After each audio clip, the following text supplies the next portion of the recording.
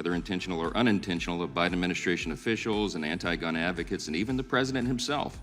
The gentleman from California is recognized. Mr. Speaker, I yield 2 minutes to Jerry Nadler. Some liability exemption for their COVID vaccines, right?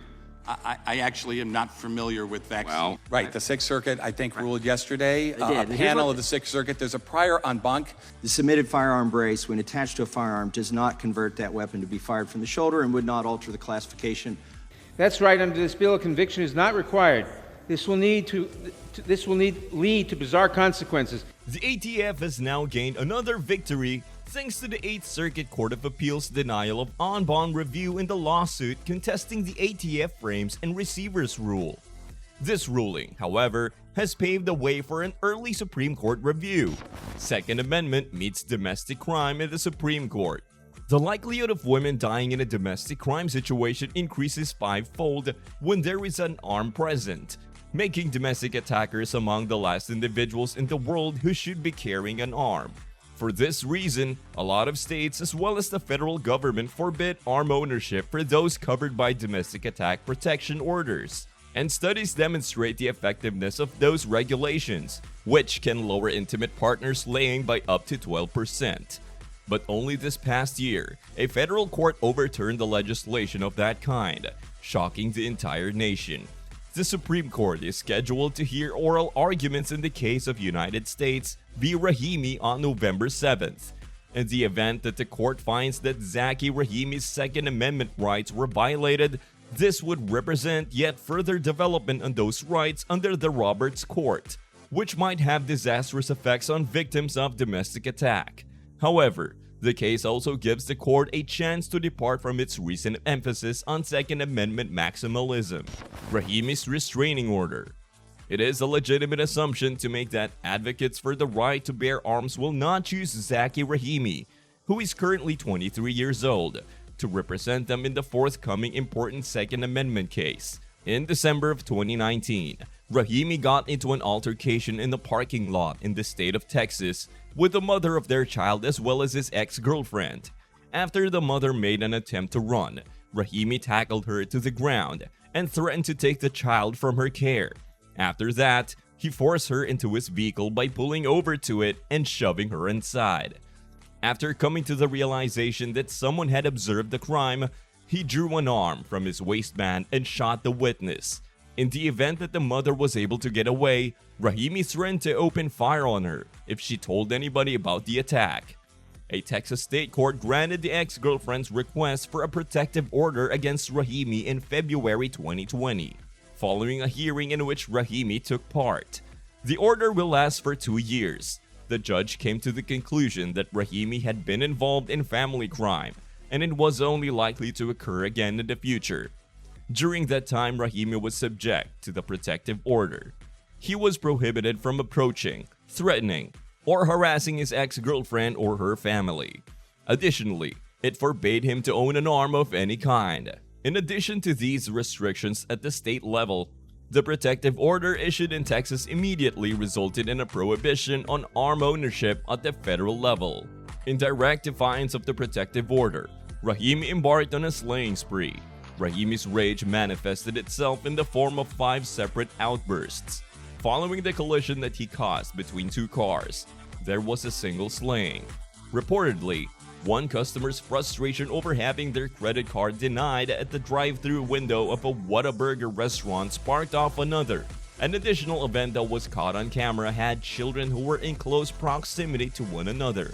In connection with these slayings, Rahimi is currently facing a number of criminal charges in the state of Texas. Despite this, his federal conviction for armed possession in defiance of a domestic crime restraining order is currently being reviewed by the Supreme Court. The 5th Circuit Court of Appeals agreed with Rahimi's argument that the federal legislation, which included an automatic restriction on arm ownership as a result of the state protection order, infringed his right to keep and bear weapons. Rahimi's argument was accepted by the court. Mr. Chairman, Mr. Director, in 2012, John Spencer, Chief of Firearms Technology Branch, whether intentional or unintentional, of Biden administration officials and anti-gun advocates and even the president himself. pistol, it can become a short-barreled rifle, and then it's subject under the National Firearms Act. That's what you're saying. The submitted firearm brace, when attached to a firearm, does not convert that weapon to be fired from the shoulder and would not alter the classification. that are not designed and intended to be shouldered would be classified and not covered. The Bruin Doctrine and resulting disparities. Before the 23rd of June 2022, the courts were in agreement that it was completely legitimate under the Second Amendment to disarm people like Rahimi, who were subject to a domestic crime restraining order. In a case referred to as United States v. McGinnis, the Fifth Circuit Court of Appeals had also ruled in favor of upholding the legislation that was in question. However, in the case New York State Rifle and Pistol Association v. Bruin, which was heard on June 23, 2022, the Supreme Court put down on practically all previous decisions regarding the Second Amendment, including McGinnis. In a nutshell, the Supreme Court ruled that the legal norm that was being applied by lower courts prior to the Bruin case was incorrect. Before the Bruin decision, the courts often divided their examination of the constitutionality of armed prohibitions into two parts. First, the question of whether the Second Amendment, as it was historically interpreted, applied to the arms, individuals, or behaviors that were being restricted. And second, assuming that is the case, whether the benefits to public safety outweigh the burden that the law places on people's rights to own arms. The approach that the court takes in situations involving other constitutional rights, such as free expression under the First Amendment, is very similar. Bruin rejected the portion of the investigation that was based on the current costs and advantages, and instead instructed that the constitutionality of today's armed laws should be examined exclusively by contrast to our country's long-standing tradition of regulating firearms. The majority opinion suggested using how and why historical and present laws burden armed self-defense as the two metrics to guide that comparison. That is, does the current law regulate arms for analogous reasons as the historical analog? And does it do so in a comparable way? Moreover, does the present law regulate arms in the same way? It was up to the courts to decide whether or not contemporary legislation was analogous enough to the historically regulatory practice to pass constitutional muster. It was anticipated that Bruin's proposed test would make the legislation governing the Second Amendment more administrable than the strategy that was ultimately abandoned. However, it has not been successful in guiding courts to conclusions that are consistent, predictable, and well-reasoned. After the Bruin decision, people who challenge armed prohibition based on Second Amendment grounds have had significantly greater success than they had before. According to an upcoming empirical study, 21% of all challenges to the Second Amendment have achieved at least partial success, which is significantly higher than the 9% that were successful from 2008 and early 2016. However, at the same time, different courts are coming to wildly contradictory conclusions regarding the constitutionality of different arm control policies. They have different opinions regarding the constitutionality of the following arm control measures: prohibiting attack weapons, arms with obliterated serial numbers, and large capacity mags, restricting self-manufactured ghost arms, disarming unlawful users of controlled substances, prohibiting armed possessions by people convicted of non-violent felonies, and prohibiting arms in sensitive places such as places of worship, summer camps, urban mass transit, and academies for children with special needs. Rahimi adds to the list the federal statute that prohibits the possession of arms by individuals who are subject of a domestic crime restraining order. Lower courts have reached contradictory decisions regarding whether or not the law is consistent with our heritage. Some liability exemption for their COVID vaccines, right? I actually am not familiar with vaccines. Well, The gentleman from California is recognized. Mr. Speaker, I yield 2 minutes to Jerry Nadler. That's right. Under this bill, a conviction is not required. This will lead to bizarre consequences. Well, I've got here the actual original brace that this letter was responsive to. The Fifth Circuit's decision. According to the Fifth Circuit, the federal act that disarmed Rahimi was an outlier. That is, it was something that our forebears would never have approved. The Fifth Circuit Court of Appeals, by doing so, however, demonstrated how difficult it is to apply the Bruin standard to circumstances that our ancestors would never have envisioned. How can the constitutionality of modern arm controls that deal with weapons or locations that didn't exist at the time of the founding be judged by the courts? How can they judge the constitutionality of modern arm rules that acknowledge concerns, or individuals for that matter, that the framers omitted to address using historical comparisons? What historical precedent, from a time when arms weren't permitted in these locations, should courts look to when deciding how to interpret the current ban on carrying arms in public transportation, such as subways and aeroplanes? Or, in this case of Rahimi, what historical precedent should be used to guide evaluation of the existing rules against domestic crime, which were adopted specifically to contradict the legal norm that placed a low premium on the lives of women? According to Natalie Nancy, president of the Judge Elmo B. Hunter Legal Center for Victims of Crimes Against Women at Southern Methodist University and a legal scholar, the lives of women bore little relation to those they lead today, when the Second Amendment was passed in 1791. Women were subjected to a variety of types of subjugation up to 1920, when they were finally given the right to vote at the federal level. Females were not seen as men's equals in politics or the legal system. Therefore, it should not come as a surprise that females were not afforded affirmative protection under legislation aimed at preventing domestic crime. In a friend of the court brief that was filed in the Rahimi case, historians argued that it should be noted that women did enjoy some degree of legal protection. When partners were slayed as a result of domestic attack, the law of slaying applied, and people who committed such crimes were sometimes required to post sureties, which they would lose if they did not behave in a peaceful manner, because the Fifth Circuit did not specifically take them into consideration in the context of domestic crime. The Supreme Court will have to decide how to apply these legal safeguards to Bruin's historical, analogical exercise.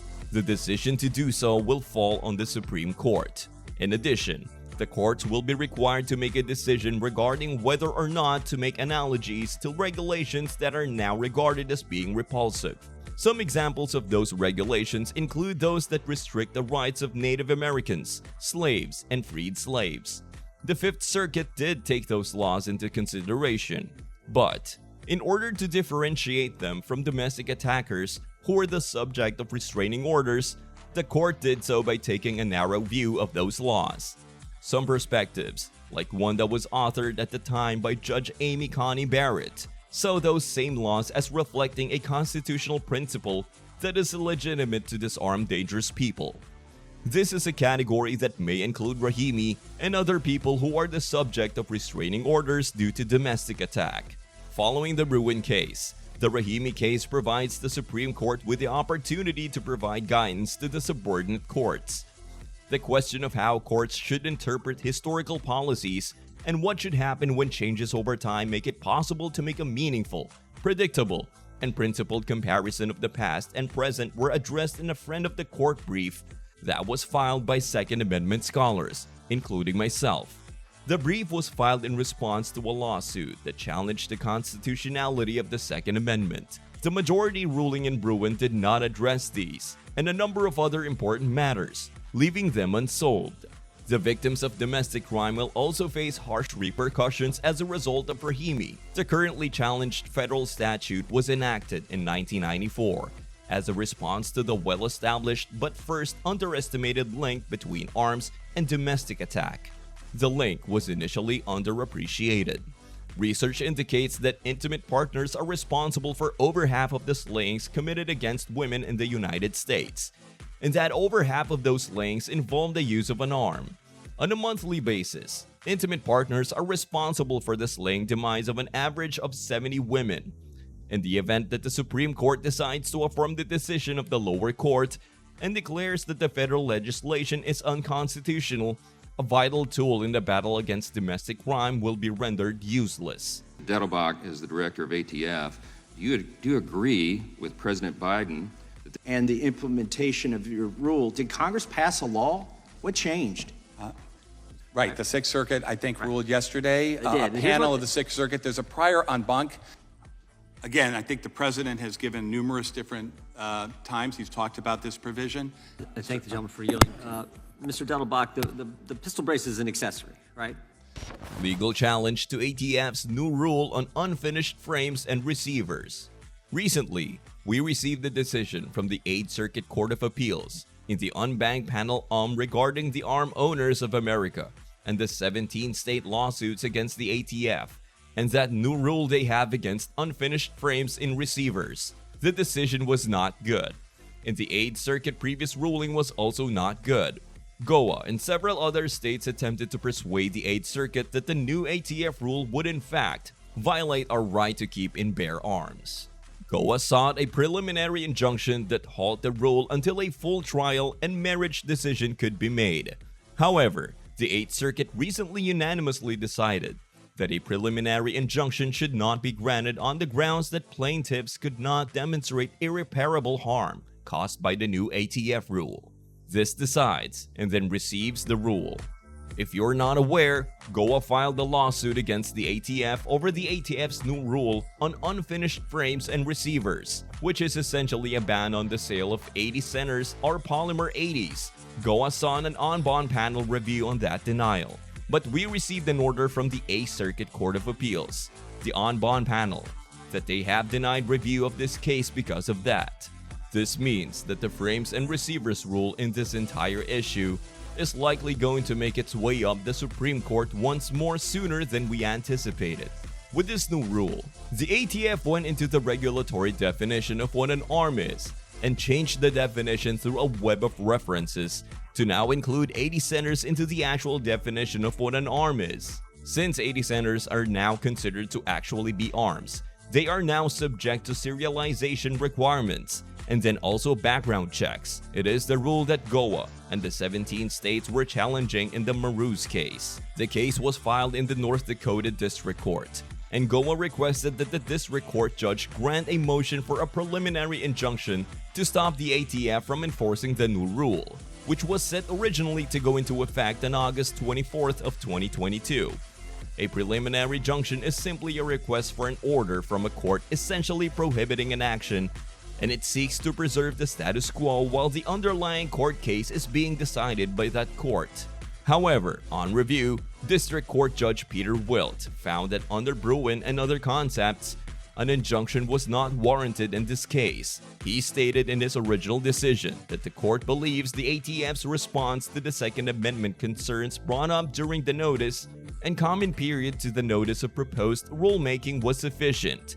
As noted in the final rule, concerns regarding the constitutionality of the proposed rule were raised by multiple commenters. The ATF appropriately responded by indicating its belief that the proposed rule was consistent with the Second Amendment's jurisprudence at the time the final rule was drafted, and explained why it is difficult to fathom what more the ATF could have said in response at the time, as it could not have predicted the future development in the law.